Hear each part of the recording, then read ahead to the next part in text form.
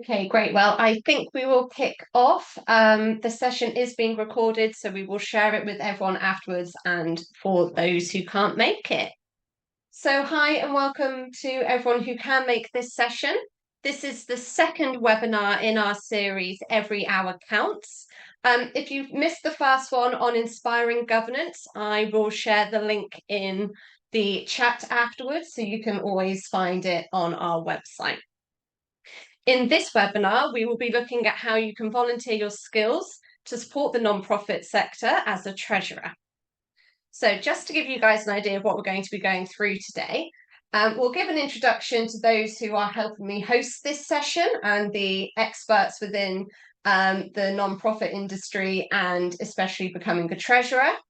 We'll go through on why we volunteer and how. We're going to do some debunking the myths and then some top tips for success. So that's what we hope to cover in this 45-minute session today. So let's go ahead. I'll introduce myself and then I'll let Karim introduce himself as well. So I'm Ellie. I am a chartered accountant myself, 8 years post-qualified, experience across practice as well as industry. I joined the Charterpath team in June 2023 to help them with their events and support with hosting some fantastic webinars like this one. So Karim, would you like to introduce yourself? Yeah, thank you, Ellie, and good afternoon, everyone. So my name's Horan Beg. I work as the head of FP&A at the Financial Reporting Council. Like Ellie, I'm also a chartered accountant, 15 years post-qualified, primarily worked in financial services, but the last couple of years been working in the government sector.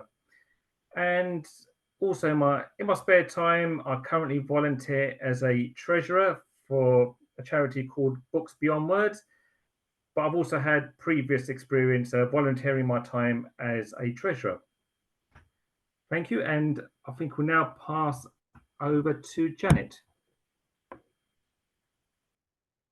Yes, so just before we pass over to Janet, I'm going to launch a poll because I thought it would be good to understand from you guys exactly where you are in your volunteering journey. So hopefully my second test on hosting this today, I will be able to launch this poll that everyone can answer. Hopefully you can all see that.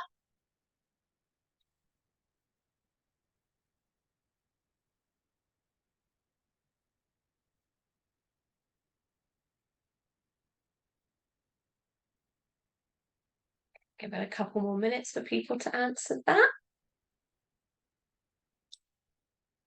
Okay, so I'm going to share the results.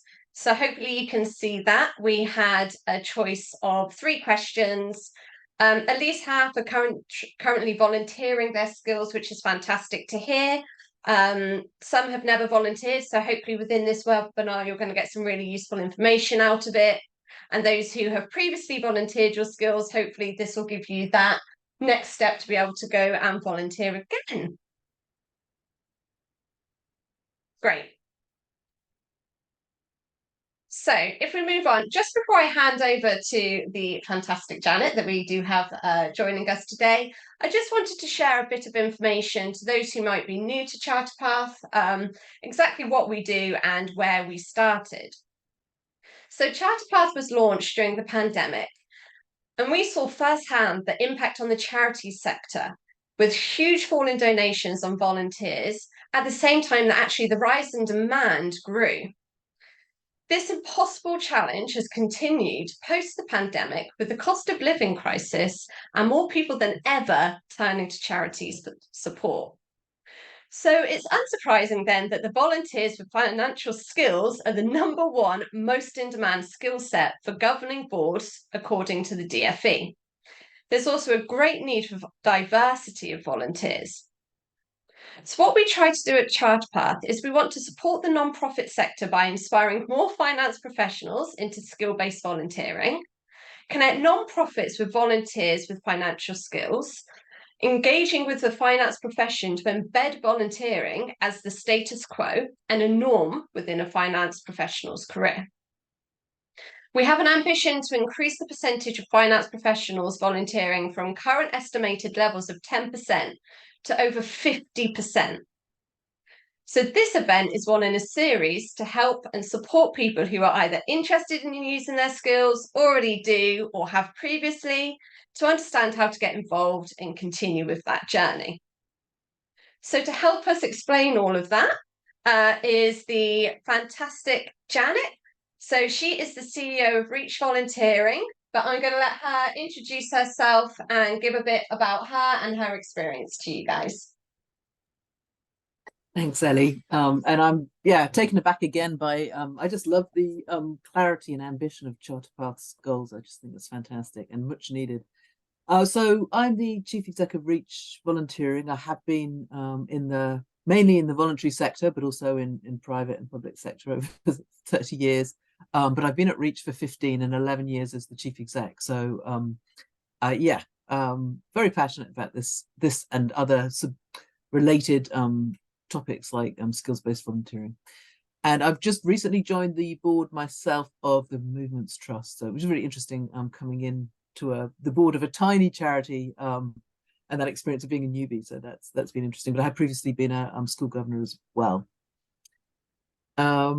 So if we just pop to the next slide, I'll just tell you a little bit very briefly about Reach. So Reach Volunteering is a small national charity which connects up people who want to volunteer their expertise. So finance is a big part of that, but it's not exclusively finance. But anything that it's kind of the business operations side predominantly, although we do also have creative services like videography and graphic design, for example. But yeah, connecting people who want to volunteer their expertise with charities and not-for-profit groups that need that expertise. And almost a half of those roles would be trustee roles, and a good chunk of those would be treasurer roles.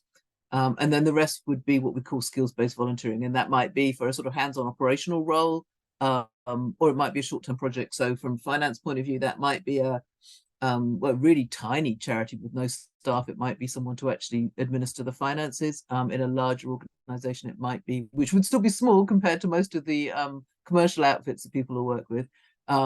But in a relatively large, as in some staff charity, that it might be, for example, come and help us get our accounts onto zero or make the most of zero, something like that kind of initiative. So, but that's the kind of range of roles and that we support. We have our service is self-service, online self-service. So we kind of deal at scale. And this year to date, we've had record numbers. We've had over 10,000 people sign up to volunteer and over 20,000 applications for trustee and volunteer roles, which is huge and brilliant, because what great evidence that there are lots of wonderful people out there who really do want to help. So I'm always really encouraged by that. So that's probably enough about Reach, but we'll hear a little bit more about it maybe at the end, just in terms of how it might be able to help you find a volunteer role, find a trustee role, treasurer role. Ellie, are you driving the slides? Do you want to? Yes. Okay. So I'm going to talk a little bit about why volunteer as a treasurer in particular, but more broadly, why use your financial skills for good. So do you want to just stop to the next slide? Brilliant. So there's kind of three sections to this, really. The first is, what do non-profits need? And non-profits are facing a lot of challenges. The biggest cuts to funding in many years, at the same time as surging demand, and at the same time as it being increasingly difficult to build the capacity of the teams. It's really hard to recruit. Wages are lower than in the commercial sector, and there has been a decrease in volunteering, where there's been a number of different reports which have shown this, that volunteering has fallen to an all-time low, in fact. So yeah, at tough times, and particularly at board level, there is a real challenge there's two challenges that are particularly relevant to today's webinar. One is that there is a real challenge in diversity. So these stats are from 2017, was the last time that any real decent research was done on the protected characteristics of trustees. But and I'm hoping it's improved a bit, but still fundamentally boards are much like in other areas, older, white, male, disproportionately older, white and male. Although there is a growing recognition of and a much broader understanding of why that really needs to change in the sector, and there have been some inroads into it. But nonetheless, we need more diversity on boards, and it's particularly critical in charities, right? Because it's not just it's partly the question of having a diverse group of people around a table, which I think is kind of well accepted now in a lot of circles as being a way that you get better decision making. But with charities as well, if your board is not reflecting the communities you serve and who's the mission that you're all there gathered to deliver, then you've got a real legitimacy problem, and even a problem of lack of understanding about what the work of the charity should be. So it's a real issue. But the particular there's a real challenge for charities in terms of treasurer recruitment, and this has been a problem ever since ever, right? So I've been at Reach for a long time. Ever since I first joined Reach, people have been talking about, you know, I first had it described to me as hen's teeth, which is a weird, it stuck in my mind because that was the expression people were saying. But anyway, treasurers have always been a challenge for charities to recruit to. But I have seen an increase in that challenge in the last few years. I've seen a few, just sort of anecdotally from various forums, I've seen people talk about how they've actually given up trying to recruit a treasurer because it's been so hard, and they've called them a finance trustee, and they're trying to find different ways around solving this. So it is a real challenge. And for a board to not have a treasurer is particularly difficult, because you need that person on the board, right, to give you the depth of challenge and support for the charity as a whole. It's just absolutely crucial. But on the Reach side as well, we see, you know, we have, like I sort of said, we've had an amazing number of volunteers coming forward to support, but there's kind of two areas. One is fundraising, the other is finance, where demand always outstrips supply. So if we could go to the next slide. So why volunteer? Why step into this challenging area? There's a number of reasons. I think first and foremost, right, is that you are really needed. And actually that's a privilege, right? To be able to join a group or an organization that is making the world better, and your skills and expertise is particularly needed. That's a kind of real privileged position to be in many ways. So you're really needed. Please come is the first thing. You can okay, yes. Sorry, okay. Yes, sorry, I'm looking at the second slide thinking this is particularly about why charities need financial skills. And I think it's essentially, I think the reasons are pretty obvious, right? Financial resilience, the ability to, you know, they're having to make such difficult decisions these days, boards. So having that kind of financial nous on the board is absolutely essential when it comes to sort of evaluating risks and opportunities, building, you know, forecasting, financial planning, scenario modeling. All these things are absolutely, you need people with really solid expertise on boards to be able to do that. But let's skip to the next slide and think about why to join this, why to join in and help. I think people often, I've heard people who are considering treasurer roles worrying that it might be something of a busman's holiday. The name treasurer sounds a bit like you'll be sitting there with a petty cash tin, actually. So it's very misleading. In fact, it's nothing like that at all.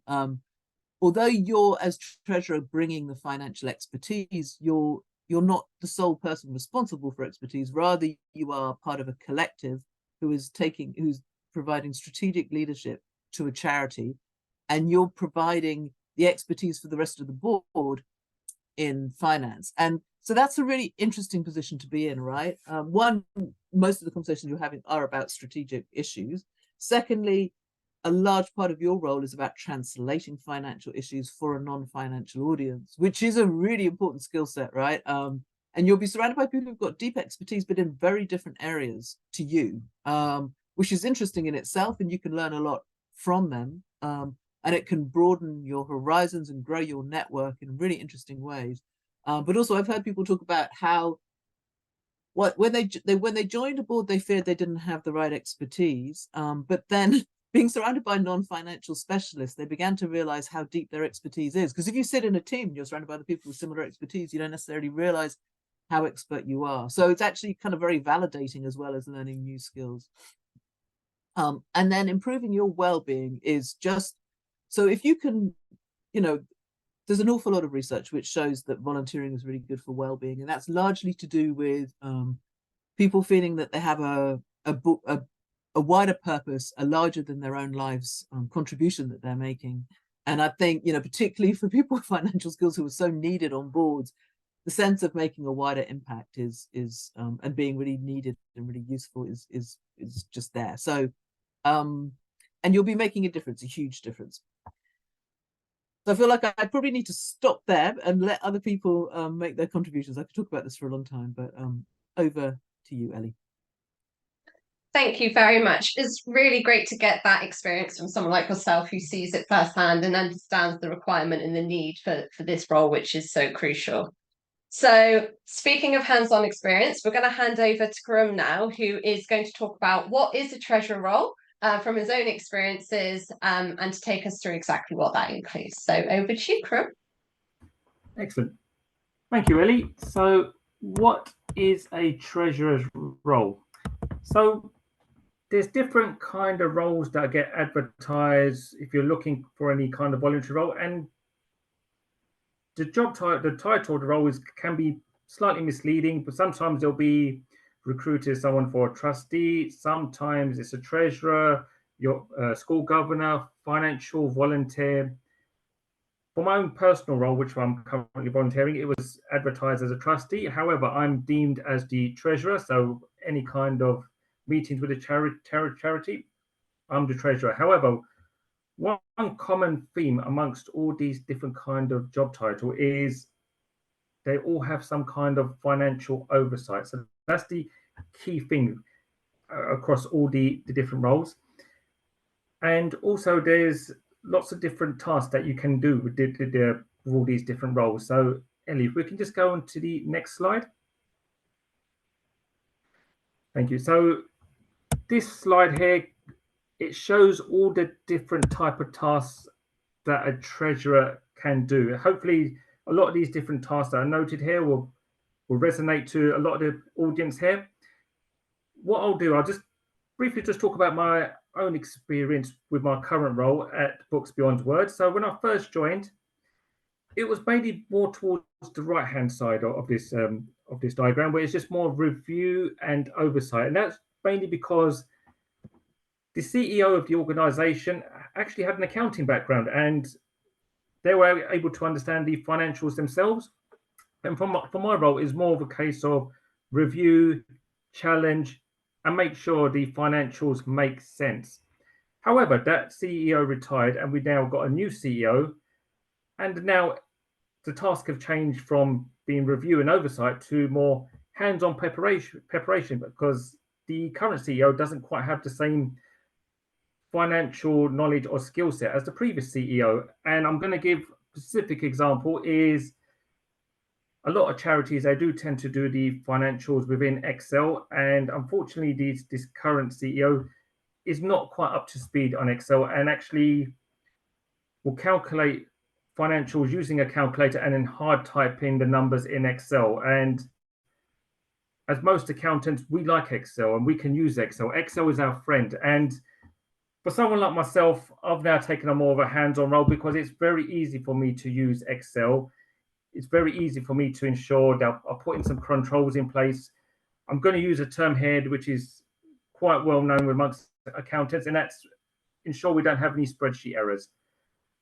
And so I've now gone into more of a hands-on role, but that kind of gives you the example of the different kind of input or the different kind of help that you can provide to the different charities. So it can be review or oversight, or it can be on a hands-on preparation. However, it all depends on the type of charity and the type of expertise that the charity currently has. So for myself, even with just the current role that I'm working, it's gone from right to left, and I've been involved with different kind of aspects on the different tasks here.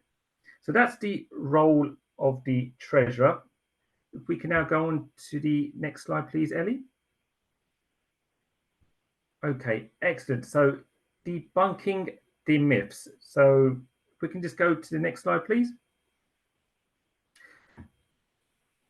So we've got a few myths that we've noted here. I'll just talk through a few of them.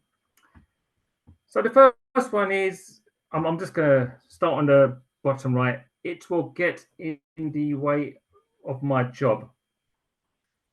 Now, when you search for different kind of voluntary roles, you do have the option to actually filter by the amount of time commitment. And this is what I really like about the Reach volunteering website. I'll come on to that afterwards, but that'll be my top tips for success. However, just because when I got my voluntary role, it was via the Reach volunteering website, and you can filter the amount of time commitment. And for myself, I selected the minimum amount of time. I also selected the distance. I also managed to select a different type of calls. So in terms of, will it get in the way of my job? Well, first of all, you can filter in the amount of time, but also the other aspect I just want to add here is a lot of corporate organizations do provide a number of days that you can volunteer towards charity work. So where I currently work at the Financial Reporting Council, every employee is entitled to 2 days of volunteering. And unfortunately, that 2 days of volunteering doesn't get used. And if we can all make a difference by volunteering our time, volunteering that skill set, it can make a huge difference. So that's the first thing is, will it get in the way of my job? And I appreciate my answer also does probably answer the other one on the top left is, I don't have the time. Another one is, I'm no longer an accountant, which is a fair challenge. However,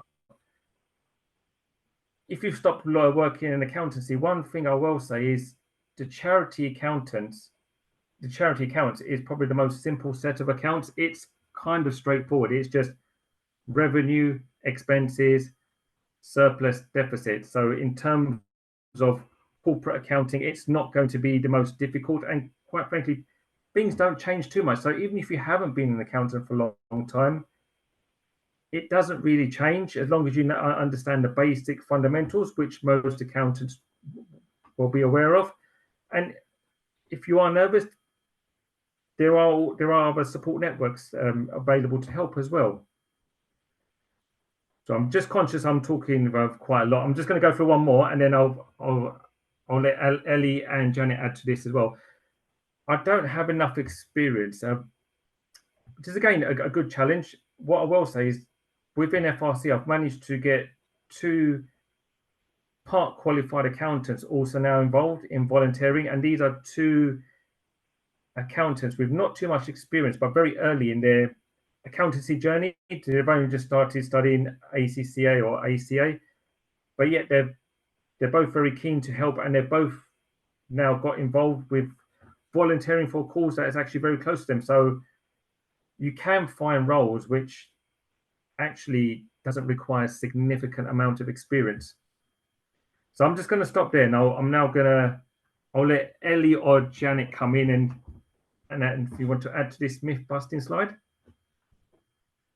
Yeah, sure, Janet, I'm happy to say a couple of things first. I think with volunteering, we managed to find time to do many things, and there's always time to be able to do it. So, and we'll get onto this with top tips. I think don't have the time. When you find something you're passionate about, you'll always find the time. And an hour, a couple of hours of our time with the skill sets we have can mean so much for these nonprofits. That hour equates in the value it provides is just, amazing. So it's really, really something that can add so much value to these nonprofits. I also think that I don't have enough experience. You can turn on the head with these roles. The experience you will actually gain can be fantastic and really help contribute to the career that you're progressing with as well. I think that if you're no longer an accountant, it's a great way to keep up with the compliance and the skill sets that are involved in the financial industry and within the charity industry. It's also a great way to improve connections, to bolster the CV, to really keep going and just add so much value and quality to the roles that you play in your career life, whilst just providing so much benefit to these nonprofits. totally agree with all of that. I really like the point about how much value your 1 hour could bring. We did some research recently with not-for-profits about, was more broadly about skills-based volunteering, but this will definitely be true of finance volunteers. And my favorite quote was one which someone said, they don't realize how valuable they are. They do well in 30 minutes what would take me 2 weeks to do badly. And I thought that's just such a good summary of what it's like when you get someone who's actually got the expertise. Otherwise, they'll be learning themselves from scratch half the time. And you're bringing the knowledge, but two, the experience. And that's just really valuable. So doing something which takes you an hour but would cost someone else several hours, well, that's just a great sort of return, right? And I think the other thing about I don't have enough experience, which really Krim are sort of evidenced really nicely, is how much variation there is, right? Even within the same charity with a different CEO. But if you look at the huge array of different kinds of organizations there are like the board I've just joined, we've got 1 member of staff. So being a trustee is quite a hands-on experience. But and then there's huge charities which have got a really sophisticated team, and what they really need is someone who can step right back and take a very, very strategic view of finance.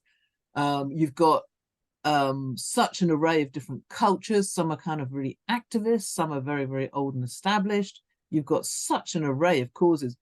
And we've got, at any one time, we've got like about 600 trustee roles, and the range of different kinds of organizations is just mind-boggling.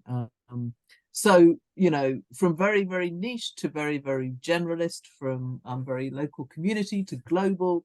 So I think, and the kind of roles that they want and sort of roles that a treasurer would take, or even a finance volunteer, vary massively. So that's a long-winded way of saying there will definitely be a role which is right for you.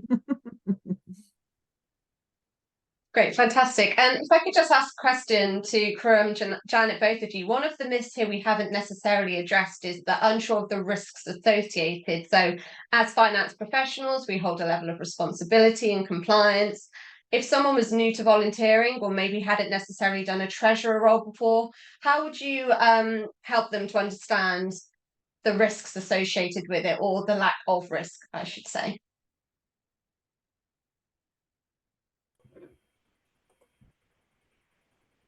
So Charles, Krim, would you like to start? Yep, and then Janet, I'll let you add in. So first thing I'll say, it's not just the treasurer's responsibility to look after the financials. So I'll give the example for the charity that I'm working on, I'm working with. I am the individual that looks at the financials. I am the individual that has probably the most finance knowledge.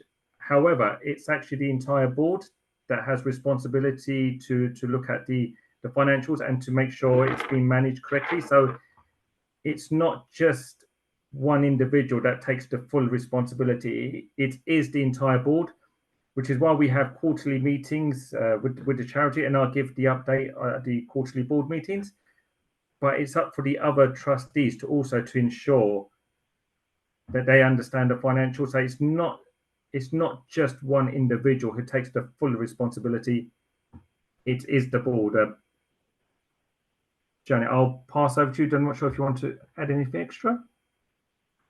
I mean, yeah, totally. It's a collective responsibility, which means the responsibility isn't your sole responsibility. It also means that a large part of your role is ensuring or helping the rest of the board understand what the finances are, so that they can effectively take collective responsibility, which is an interesting part of the role, actually. From a kind of legal point of view, vast majority of charities will be limited liability. If they're not, then you should think carefully about taking on the role, probably. But the vast majority are. So you've got that legal protection. And quite a few have got, most will have trustee liability insurance as well. So you are protected in those ways. But, it's always, the risks aren't just those. I suppose, you are taking on legal responsibility collectively for a charity, and that obviously does come with some responsibilities, and you do need to look at those and have a look at the charity, have a look at the accounts before you join, and ask questions. And that's really should be part of any recruitment process, is give you the proper opportunity to ask full questions, and if they don't, then that's a red flag, right? But you know, and then you sort of think, well, am I willing and happy to take on this kind of risk collectively? It's not going to be an individual risk, but nonetheless a collective risk responsibility. So there are sort of in questions to ask. People have got different risk appetites. Yeah. Great. No, thank you. There's some really good answers. And if anyone has any other, we call them myth busting here, please do chuck it in the chat. Come off mute at any point. These are the ones that we think really we needed to hit home with. But if you do have any others, please do chuck them in the chat, and we'll aim to answer them as best we can. Great, thank you guys. So, top tips for success. Karam, I think I'm handing back over to you to start this this section. Yeah, excellent. Thank you, Ellie. So, top tips for success as a volunteer. So, I actually found my current role, my volunteer role, via the Reach volunteering website. So I'm going to do a little bit of a sell here for Janet, and Janet hasn't asked me to do this. What I will also say, there is some great opportunities as well on the Charterpath website. But these are some really, really good tips. So first one is you could find a cause that you're passionate about. So on the Reach volunteering website, you do get to filter on the calls. So if you like charities that helps animals or children or whatever the cause may be, you can filter it. And if you find a cause that you really like or you really feel passionate about, you'll be more willing, you'll be more motivated to help. So for myself, Books Beyond Words, that actually is a charity that actually helps young children suffering with autism. So it's a cause that I'm passionate about, and it's a cause that I'm very motivated to help. And then second point, understand the different opportunities and time commitment. So as I alluded to earlier, there are ways you can filter the amount of time commitment. This is where I like the Reach volunteering website. I don't have too much time, so I actually selected the minimum amount of time commitment, which I think was something like less than 2 hours per month, or whatever the filter is. You can filter that in terms of time commitment. However, one point I will add, when I did actually filter it in terms of time commitment and also charities that was very close to my postcode, I was quite surprised the number of opportunities that come back. I think it's more than 50 the last time I checked. So there are lots of opportunities available, but for myself, I chose the minimum amount of time commitment. And due diligence. Second one, due diligence, approach your volunteering role as you would do with any job. Janet did actually mention something earlier in terms of myth debunking the myths about having limited liability. Ensure that the charity does have limited liability. Most charities do, and for my own charity that I work for, there is limited liability. So from a legal perspective, it's not, I don't have that full responsibility. So do your due diligence, and again, approach it as you would do in a job. And next one is schedule your time for volunteering as you would do for other tasks. And again, this comes back to the previous topic that most corporates do have a policy where they have time available for all employees that they can volunteer their time to charities. So for example, at FRC, we have 2 days, so I can actually use that time rather than using my own annual leave. And then last one is where you can go for support once in a role, and there is some great resource available on the Charterpath website. So that's all the tips I have for success. So Janet or Ellie, I don't know if you've got anything else that you want to add, or maybe I may have missed. I really can't think of a better summary, actually. I think it's pretty perfect. I think starting off with finding a cause you're passionate about is really important, because the rest of it flows from that. And I think the point's been made already that, you know, if you really care about it, then finding the time, for example, is going to be much easier, and sticking with it, and you know, and everything, you'll benefit from it so much better, and the charity will really, and charities need people who really care about the cause and aligned with their values. So it's really important. The thing I would say is that sometimes people don't start off with a great passion, but the more they learn about something, the more they become passionate about it. So if you're not sitting there with a sort of great beating heart for something specific, but an interest and a curiosity, for example, about something, then it's sometimes just about delving into that and exploring a bit more and seeing if it speaks to you. But definitely, it needs to be something that resonates with you. I think that's absolutely key. And then, yeah, I really would just be repeating what Krim has already said, so I won't do.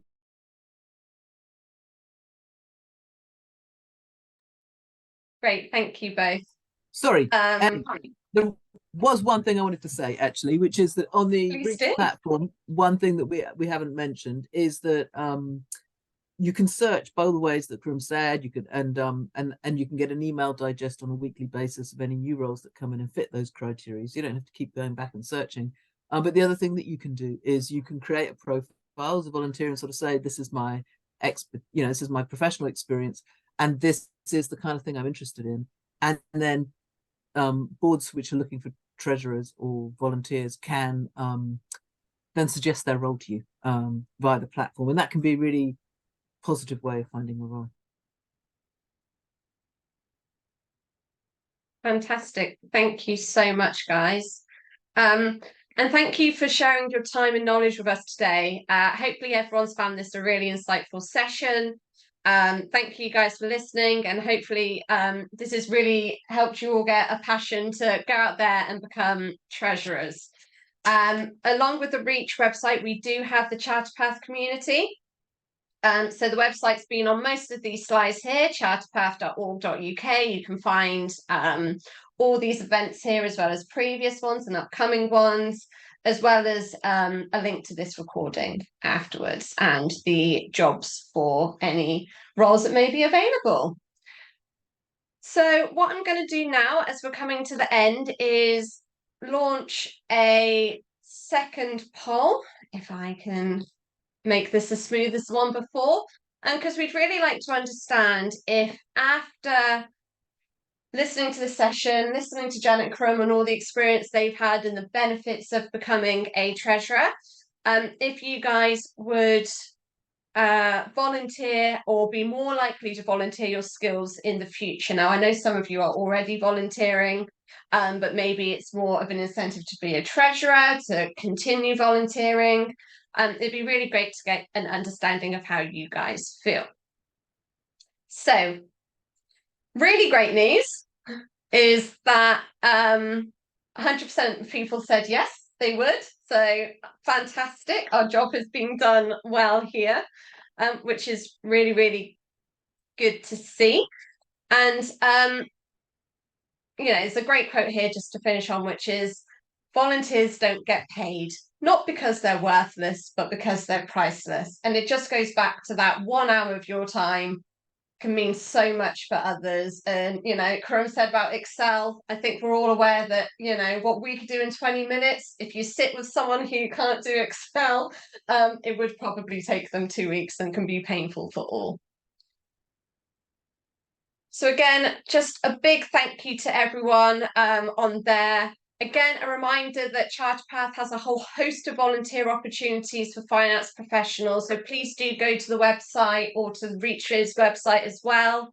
And I just wanted to end and just check, does anyone have any questions at all that they'd want to reach out and ask now in the chat? You will have opportunities to ask us afterwards. We'll be sending some contact information